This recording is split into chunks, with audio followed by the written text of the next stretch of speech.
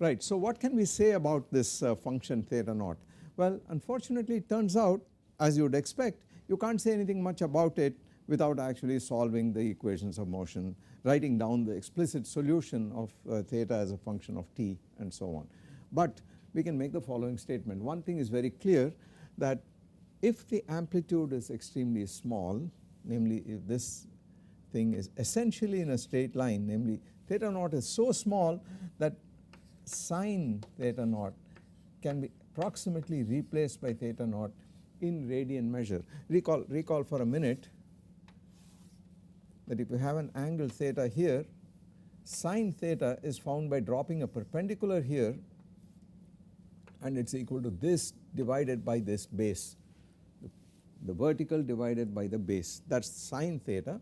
On the other hand, the arc divided by the radius, sorry, the sine, let me write it properly, here is the origin A, B, sine theta is equal to AB divided by OA, not the base but the hypotenuse here, this quantity.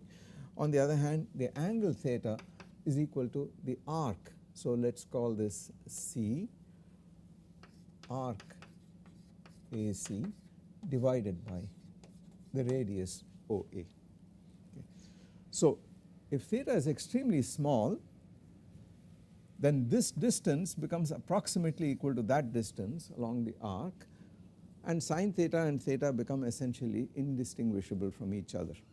On the other hand, the real nature of sine theta is that it starts with theta naught, but there are higher order corrections in theta naught, which is the next leading corrections of order theta naught cubed and so on, which you will learn in mathematics subsequently.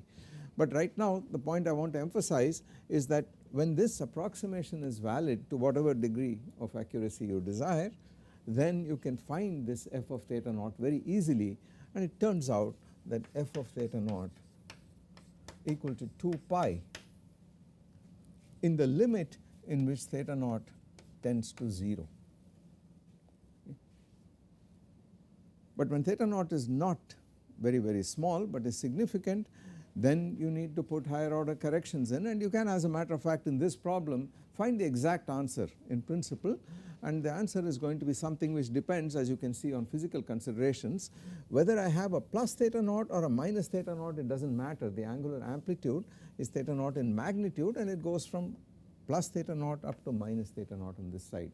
So whether I call this the amplitude or the other one the amplitude is irrelevant, which means that this f of theta naught must be dependent only on the square of theta naught. It cannot depend on the sine of theta naught. So this is equal to some function of theta naught squared in this case, and it turns out that f of theta naught exactly is 2 pi into 1 plus the next term, not surprisingly, will be proportional to theta naught squared over 16 plus higher orders, corrections of order theta naught to the 4 and 6 and so on and so forth forever. Okay. So this leading term being 2 pi is the reason why you write t equal to 2 pi square root of L over G as the standard formula for the time period of a simple pendulum for very small amplitude oscillations. Now how small should this very small be? Well, there is no absolute limit to this, it depends on your accuracy. So it depends on what accuracy you desire. To what degree of accuracy is this true? Well, it depends on to what extent can you approximate sine theta naught by theta naught, and generally if you want like 1% accuracy or something, theta naught must be just a few degrees, but not more than that. There is no specific number like 4 degrees or 6 degrees or something like that, which you might have seen in some places, which tell you under those conditions it is equal to this. There is no absolute number of that kind, limit of that kind. It is a matter of the desired accuracy, as you can see. But that is the best you can do with dimensional analysis, and you will agree that it is quite a lot, because I have this extracted this dependence on the parameters in the problem L and G, and I have also shown by dimensional analysis the very important conclusion that this time period is independent of the mass of the bob. That is completely gone out of the equation for dimensional reasons, and it has eliminated this parameter altogether. Can we do this sort of trick and solve a little more complicated problem? The answer is yes, and here is one more where this is illustrated, and again it will also tell you what the limitations of the method are.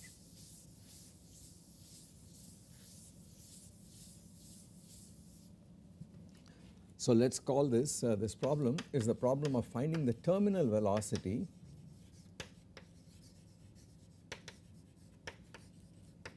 in a viscous liquid.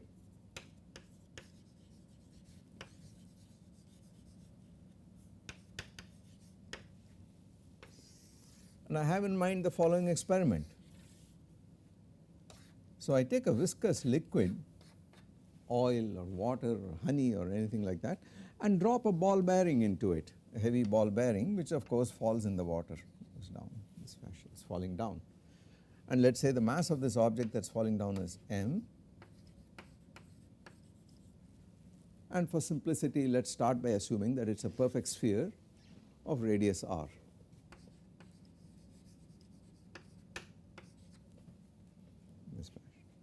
It is falling under gravity, but as it falls there is also a drag force exerted on this ball by the friction from the liquid, and it is called viscosity. As you can see intuitively, honey or oil is more viscous than water. Water in turn is more viscous than lighter fluids, some kinds of petrol products for instance, and these are both more viscous than a gas like air, which also has a viscosity. Every fluid has a viscosity. So the question is, what is the velocity that is reached when the viscous resistive force upwards on this ball is balanced by the gravitational force downwards? We would like to know, is there a terminal velocity, a limiting velocity here? And the answer is yes. And it turns out that in this particular problem, it turns out that the force of gravity downwards is mg, and the force of gravity upwards is given by the following formula called the Stokes formula, and we will come and talk about it again. It is 6 pi r eta, and then v, where this stands for the terminal velocity.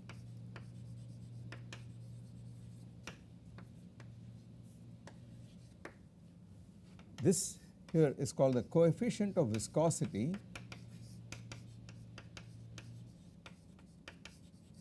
of the liquid. R is the radius of this ball, and 6 pi, as you know, is a number, pure number. Okay. The question is, where did this come from? So the terminal velocity, the limiting velocity of this ball is mg divided by 6 pi r eta, and we would like to derive this from dimensional analysis. First I have to define what is viscosity of a liquid, and the idea is the following.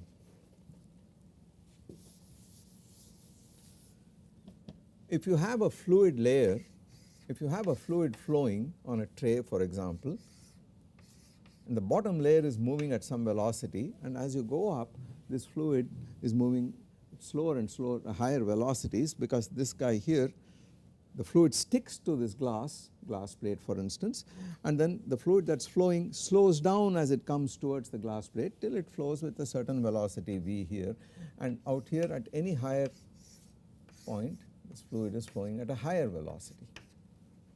So there is a gradient or change in the velocity as you go higher up in this pool of water, and in this canal at the lower level the ones that are in contact with the floor of this are flowing at a much slower rate. Okay. Now what happens due to this is that there is a differential in the velocity as you move up in this direction, and therefore if you have a small difference delta v in the velocity, and the velocity here is v plus delta v, as you move up a distance delta x, as you move up further the velocity increases even more, and so on, because there is less friction with the bottom here. This internal friction in the fluid is called viscosity. Okay. And the force due to this internal fluid, internal friction, is given by a law called Newton's law. Once again, it is not Newton's original laws of motion, but it is called Newton's law of viscosity, and the statement is as following. If you have two layers of fluid separated by a distance delta x, two parallel layers, one of them flowing with a velocity v, the other one flowing with a velocity v plus delta v here, then the drag force, the viscous drag force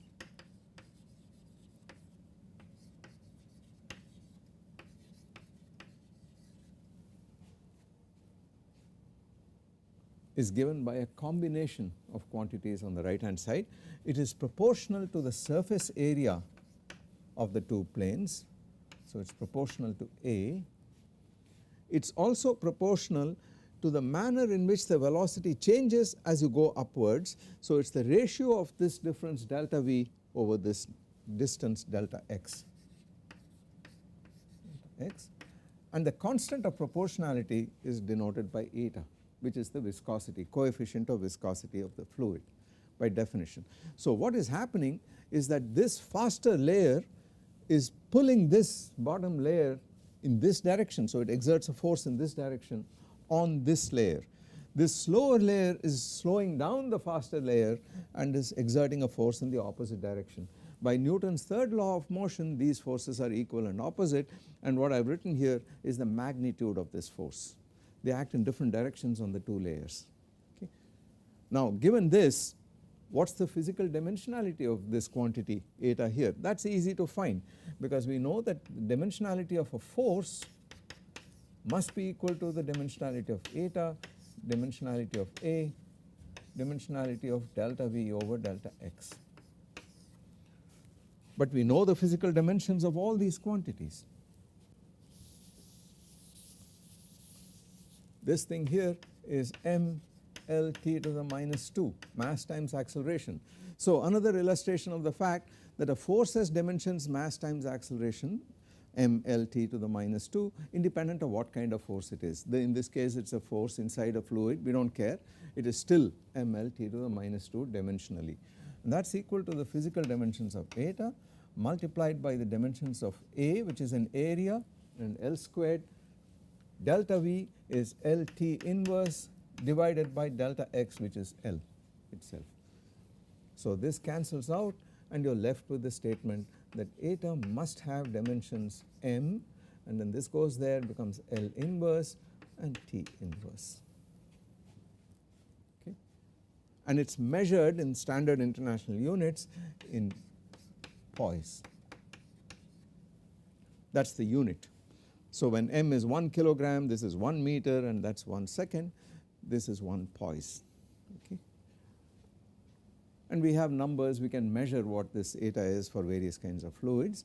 It is sort of intuitively clear to you immediately that oil must have a higher viscosity than water, honey must have a higher viscosity than oil, and so on. Air must have a much lower viscosity by several orders of magnitude than that of water, etc. So, this is the formula we would like to derive, and let us ask what is the value of what is this V equal to. So, this physical quantity V can depend on the following object quantities. It must depend on m, so we do the same thing as before. We say V is equal to m to the power A, g to the power B, r to the power C, eta to the power D. Mg is a force. So, we have, since mg is what is appearing down here, we should really say force to whatever A. So, we should say mg to the power A, r to the C, B, eta to the D, etc. And now it is a very simple matter to put this in, to put this expression in for eta, the physical dimensions of eta. We know the physical dimensions of r and mg, and show that this thing will indeed turn out to be V is proportional to mg over r times eta. Proportional to, because the constant of proportionality, some constant here, is something you cannot determine from dimensional analysis. We do not know what it is here, but its dependence on the radius and the viscosity is very obvious here. And by the way, under physical considerations, you can see that if you have an object which has got in a fluid which has got a low viscosity, it will move faster, and therefore V is going to increase. It is going to go like 1 over eta, and it so happens that the dependence on the radius also is sitting in the denominator. The smaller the object, the greater the terminal velocity in this case. Okay. So, this is a formula which is derived purely from dimensional analysis. I am not going to do the exact derivation here because it is very, very straightforward, but I want to make some remarks on what this constant is, etc. Turns out that the value of this constant 6 pi is quite tricky. It requires hydrodynamics to establish, and it is not an elementary thing in that sense. You require much harder calculation to do this. Okay. Moreover, you could ask the following: suppose this had not been a perfect sphere, what would happen? Suppose instead of a sphere you had a little ellipsoid of revolution, so that in this direction this axis is semi-major axis, is minor axis is B, and this is A. So you have this American football shaped object, and it's a spheroid or an ellipsoid of revolution, and this has got two lengths here, A and a B, instead of a single R that we had earlier.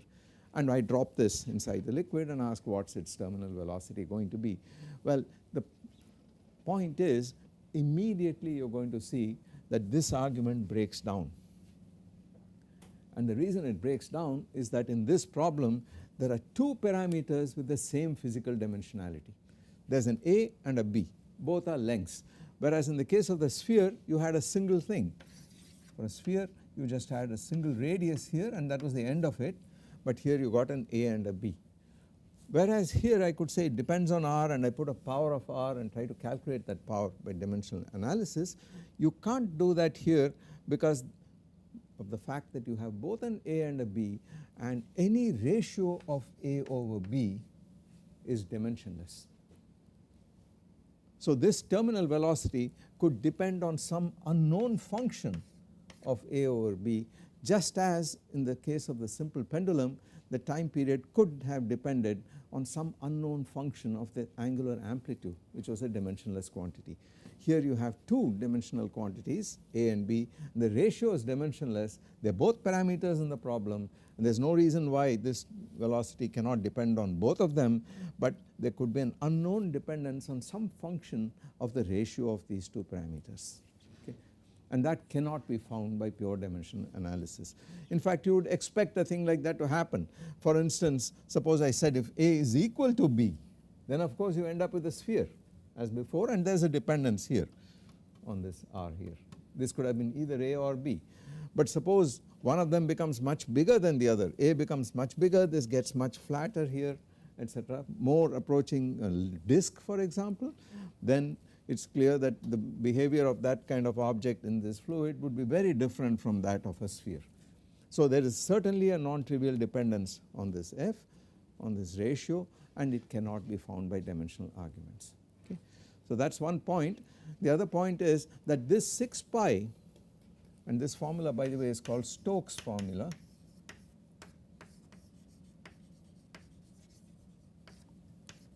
This 6 pi also depends on some physical assumptions. It depends on assuming that this ball here, as it is flowing down,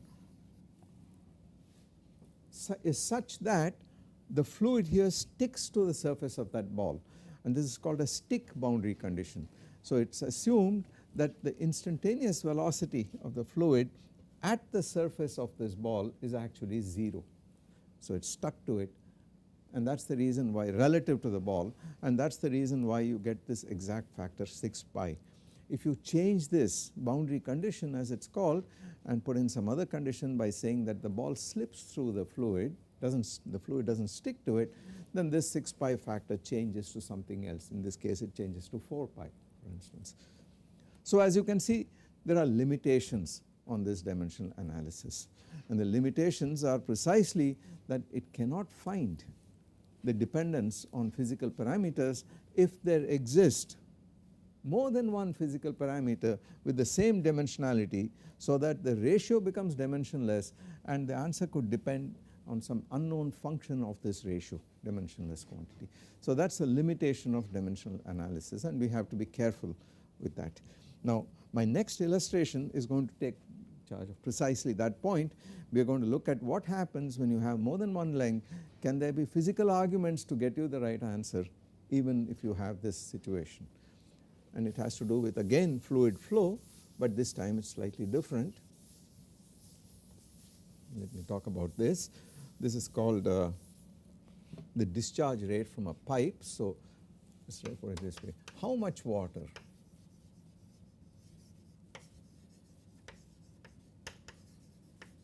can flow out of a pipe.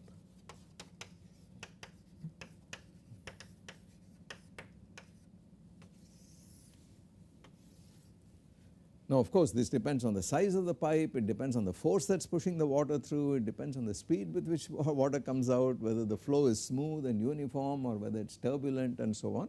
So to make the problem precise, we are going to put in some conditions here and see what this flow looks like under those ideal conditions. So I imagine having a container an overhead water tank, and then I imagine flow in a horizontal pipe so that we avoid the problem due to gravity being different, putting up the fact that this water will accelerate under gravity. We want to avoid that. And right now I am asking what happens if there is an inlet here. So water is flowing in here, the water flows through this pipe, and that is the out. There is of course a pressure difference between this inlet and outlet, which is what is causing the water to flow. There is a pressure head brought in from somewhere else. So let us call this P in and the pressure here P out, and this is less than P in. So there is a difference in pressure between these 2 points, which is what is causing the water to flow out. There is another physical parameter in this problem, which is the radius of this pipe. So let us call that R, radius.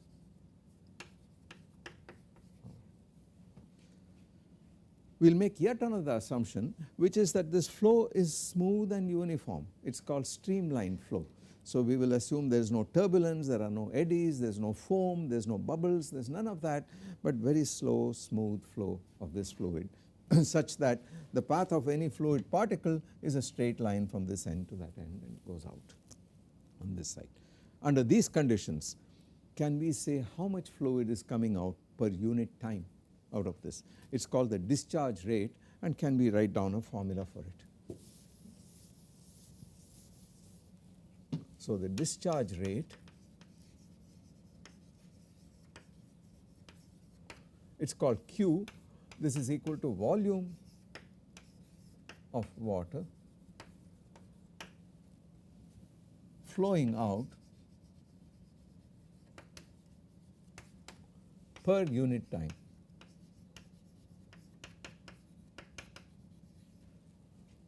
So it right away tells you that the physical dimensions of Q is the dimensions of volume, which is L cubed per unit time, so T inverse. So we immediately know that it has got to be some L cubed T inverse, that is it, volume per unit time. Okay. Now comes the following question: how does it depend on the radius R? But we can give a very simple argument for this radius R, and it goes as follows.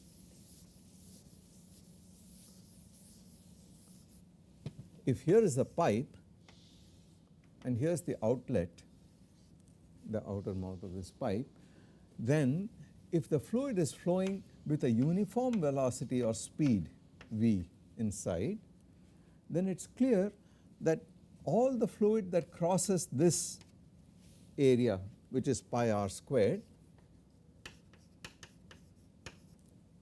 in unit time will come out of this, and that is going to be your Q. So it is immediately clear that if this speed is uniform across, Q must be equal to pi r squared times V.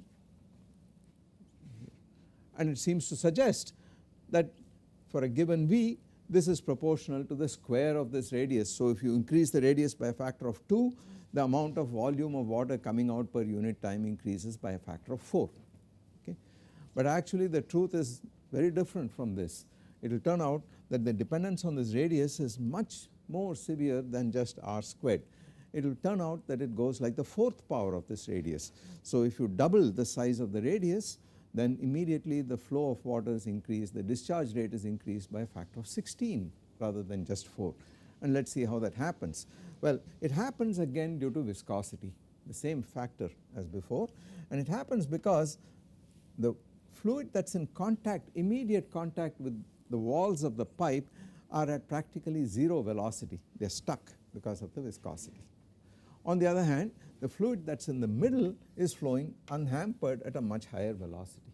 So what really is happening is that you have a velocity here in this fashion, and you have a velocity here which is a little less, and then an even smaller velocity and an even much less smaller velocity, etc. So there is a profile, there is a little profile here of this velocity. As a function of the distance from the axis of the tube, the velocity drops. It is maximum at the middle and it goes down to 0 radially on all sides equally. So this formula as it stands cannot be right, and what you need is the V average. So we have to compute what is the average velocity over these various different velocities or speeds of the fluid, sum these averages properly, sum these different velocities appropriately weighted, and then find out what the discharge rate is. And that takes a little bit of calculus, it takes fluid dynamics, and it is not altogether a trivial problem. This problem, by the way, is called Poiseuille flow.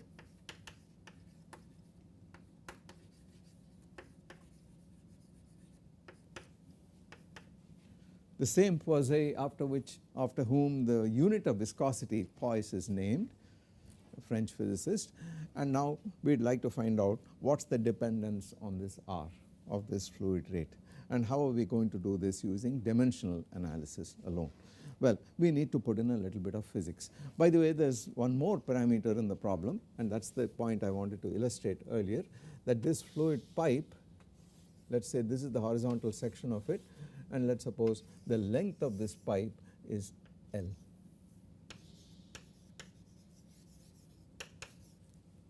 The inlet pressure is P in, the outlet pressure is P out. Okay. It is flowing because P in is greater than P out, it is coming out in this direction. So given this, what is going to happen? What is going to be the dependence of Q on various parameters? Now what are the possible parameters that we can write this down, that we can put in here? Well, the first one is of course R. Q will depend on, it will depend on R of course.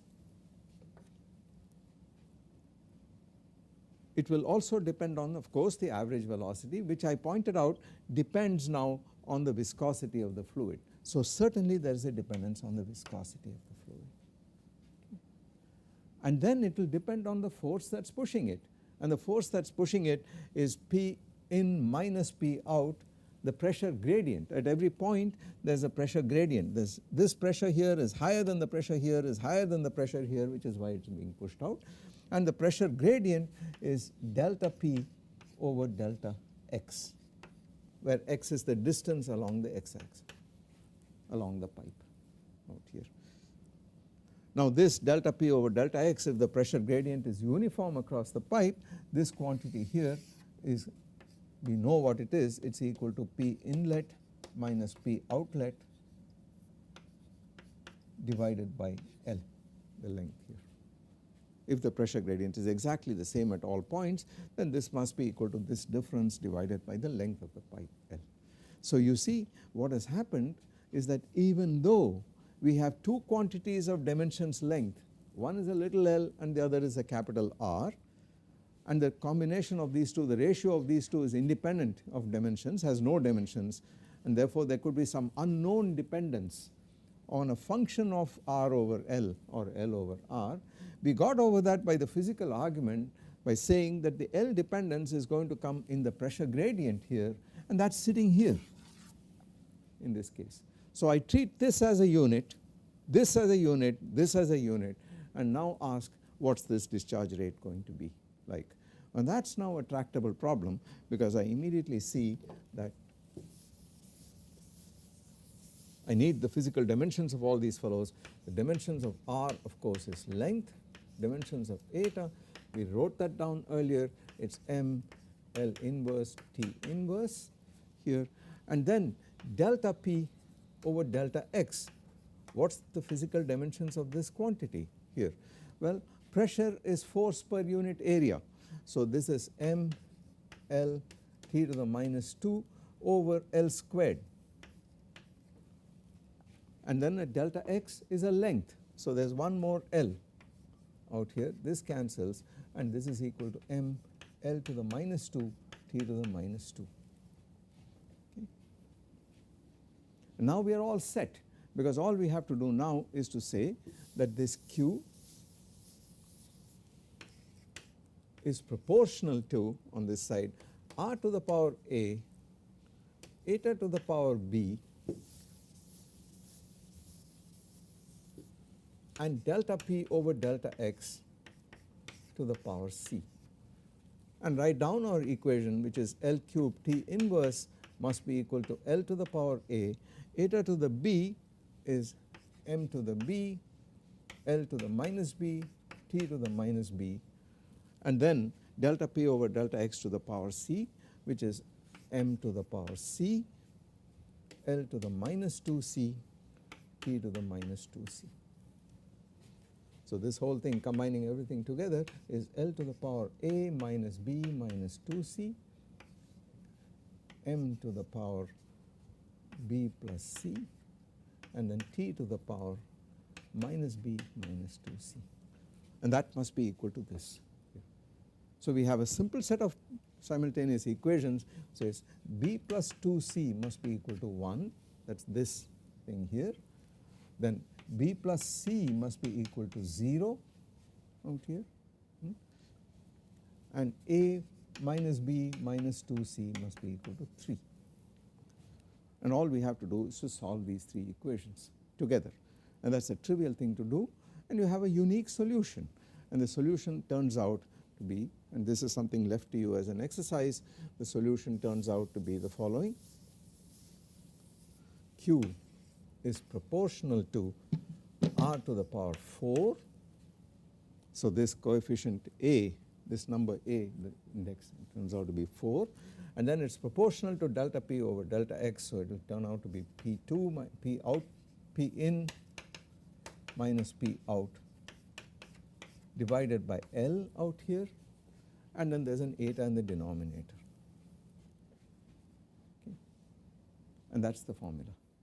This constant, once again, in this case it turns out to be something which is proportional to pi over 8 or something like that, some number, some pure number. This quantity here, this dependence here, r to the power 4, says that if you give me a fixed pressure head and a length of tube, a fixed length of tube for a given fluid under these conditions of Poiseuille flow, then the discharge rate is proportional to the 4th power of the radius. And we got this answer in spite of the fact that you also had another length in the problem, and therefore potentially there could have been some function of r over L or L over r in the formula, which did not happen. We have got this out explicitly by saying, look, the argument was a physical one which said depends on what the pressure difference is, pressure gradient is, and this appeared only in the pressure gradient here. So in this sense we have been able to circumvent this problem of more than one parameter with the same physical dimensions and actually extract the formula out. And it is quite a surprising formula that there is a 4th power here. So it really says that if somebody quietly doubles the inlet pipe radius, then he or she gets actually 16 times as much water. The discharge rate increases drastically. So this is therefore a very, very sensitive quantity here. Now whenever you have formulas of this kind, what you ought to do is to try and graph these formulas. You ought to see if it makes physical sense or not by plotting these things. For instance, if I plotted Q versus R as a function of R, keeping the other things constant, this 4th power increases very rapidly. It is very flat here and increases rapidly. If I plotted this Q as a function of eta, for example, the viscosity for different fluids, then this thing goes like 1 over eta, goes down in this fashion. Similarly for the length and so on. Now again, this formula is derived under very, very specific assumptions. You want a length which is much greater than the radius, you do not want a very short pipe, then turbulence sets in, various other things happen. You want streamline flow, you want a constant pressure gradient and so on. So under all these conditions of Poiseuille flow, this is the formula for the discharge rate, which we found without too much difficulty using just physical arguments. So this is the power of dimensional analysis, and we will have occasion to look at other examples as we go along.